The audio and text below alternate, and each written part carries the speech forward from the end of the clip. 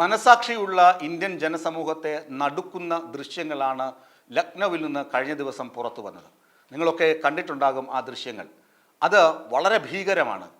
ഇലക്ഷന് വോട്ട് ചെയ്യാൻ, ജനാധിപത്യ വിശ്വാസം അനുസരിച്ച് വോട്ട് ചെയ്യാൻ പോയ മുസ്ലിം യുവതികൾക്ക് നേരെ ഒരു ഇൻസ്പെക്ടർ തോക്ക് ചൂണ്ടി വിരട്ടുന്നത്, ആക്രോശിക്കുന്നത്, ഒറ്റ ഒരുത്തം ഇവിടെ വോട്ട് ചെയ്യാൻ പാടില്ല, തിരികെ വീട്ടിൽ പോകണം, അല്ലെങ്കിൽ വെടിവെക്കുമെന്ന് പറയുന്നത്. അപ്പോൾ ഒരു യുവതി തിരിച്ച് അയാളോട് പറയുന്നുണ്ട്, നിങ്ങൾക്ക് വെടിവെക്കാൻ കഴിയില്ല, ഞങ്ങളുടെ നേരെ നിറയൊഴിക്കാൻ കഴിയില്ല, നിങ്ങൾക്ക് ഞങ്ങളെ ഒന്നും ചെയ്യാൻ കഴിയില്ല എന്ന് ഒരു സ്ത്രീ പറയുന്നുണ്ട്. അപ്പോഴും ഇയാൾ ചീറി അടുക്കുകയാണ് തോക്ക് ചൂണ്ടിക്കൊണ്ട്.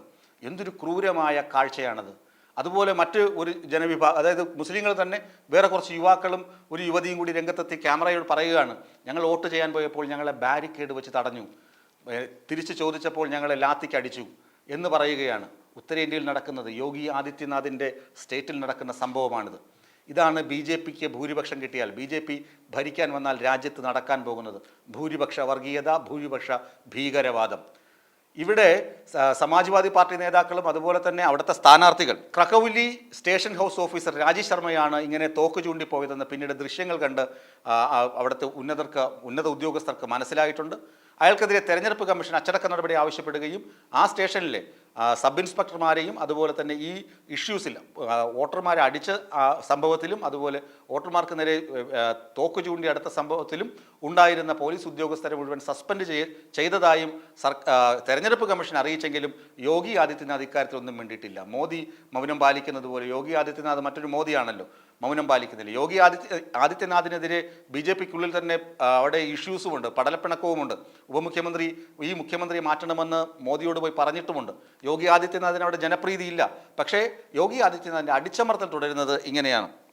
സ്ഥാനാർത്ഥികളായ തേജ് പ്രതാപ് സിംഗും അതുപോലെ തന്നെ ഹാജി റിസ്വാനുമാണ് ഈ സംഭവത്തിൽ ശക്തമായ പ്രതിഷേധവുമായി മുന്നോട്ട് വന്നത്.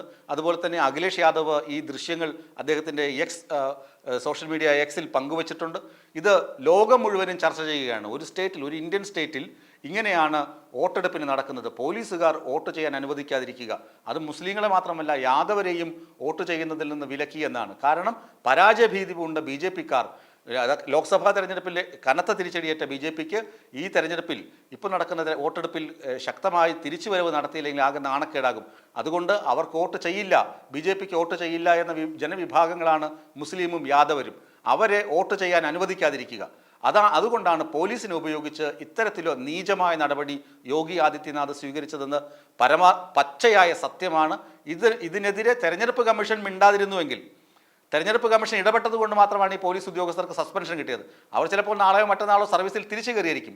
പക്ഷേ ഒരു സസ്പെൻഷൻ കൊടുക്കാൻ കാരണം തെരഞ്ഞെടുപ്പ് കമ്മീഷൻ ഇടപെട്ടത് കൊണ്ട് മാത്രമാണ്. അല്ലെങ്കിൽ ഇത് ഒരു നടപടിയും എടുക്കാതെ, ഒരു ഉദ്യോഗസ്ഥനെതിരെയും ഒരു അച്ചടക്ക നടപടിയും എടുക്കാതെ കടന്നുപോയേനെ.